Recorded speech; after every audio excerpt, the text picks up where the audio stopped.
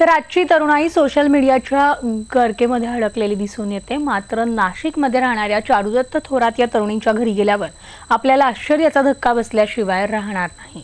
चारुदत्ताला छंद असलेल्या अभंग, ओवी, कविता, कादंबरीच्या लेखनानं संपूर्ण घराला ग्रंथरूप प्राप्त झाले। FY BComचं शिक्षण घेणाऱ्या चारुदत्ताला 5 वर्षांपासून कविता, अभंग लिखाणाची आवड निर्माण झाली आणि त्यानं घरातील प्रत्येक वस्तूंवर लिखाण सुरू केलं।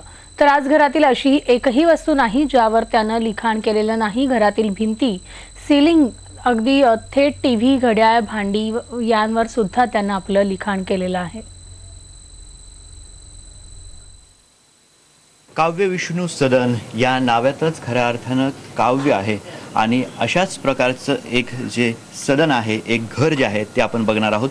घराच्या सुरुवातीला जर बघितलं तर या ठिकाणी आपल्याला अभंग या बेलवर दिसतात। त्यातूनच आपण समजू शकता की आतमध्ये जे आहे कशा प्रकारचं जे एक प्रकारे वातावरण आहे, कशा प्रकारे अभंग ओव्या लिहिलेल्या असतील त्या आपल्याला या ठिकाणी बघायला मिळणार आहे। आपण आता या चारुदत्त थोरात यांच्या घरात आलेलो आहोत। या ठिकाणची जर परिस्थिती आपण बघितली तर प्रत्येक घराच्या प्रत्येक वस्तूवरती अभंग ओव्या असलेल्या आपल्याला दिसून येत आहेत। आपण जर बघितलं फोटो फ्रेम असेल किंवा या ठिकाणी लाईट्स असतील, या ठिकाणी पूर्णतः ज्या हजारोच्या संख्येनं अक्षरांना स्वयंचलित लाखो असे अभंग आपल्याला या ठिकाणी लिहिलेले दिसून येतात। आपण आता आतमध्ये जाणार आहोत। आतमध्ये देखील अशाच प्रकारे जे आहे अभंग असतील, ओव्या असतील त्या लिहिलेल्या आपल्याला दिसून येतात। आपण जर या ठिकाणी आलो तर या ठिकाणचे बेसिंग सुद्धा जर बघितले आपण त्या बेसिंगवर सुद्धा अभंग, ओव्या, कादंबऱ्या आपल्याला लिहिलेल्या दिसून येतात।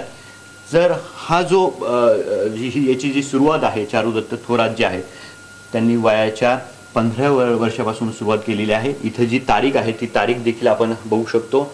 12/5/2014 7:30 वाजेपासून त्यांनी हे अभंग, ओव्या जे आहे त्या आपल्या घरातील प्रत्येक वस्तूवरती लिहायला सुरुवात केली। काव्य विष्णू सदन म्हणजे काव्यात्मक विष्णूंचं सदन, ज्याच्यामध्ये लोकांना जीवनाचा अर्थ कळेल, ज्याच्यामध्ये लोकांना आपल्या सुख आणि दुःखांना कसं दूर करायचं त्याचा सारासार वैज्ञानिक दृष्टिकोनातून याचा अर्थ सांगितलेला आहे।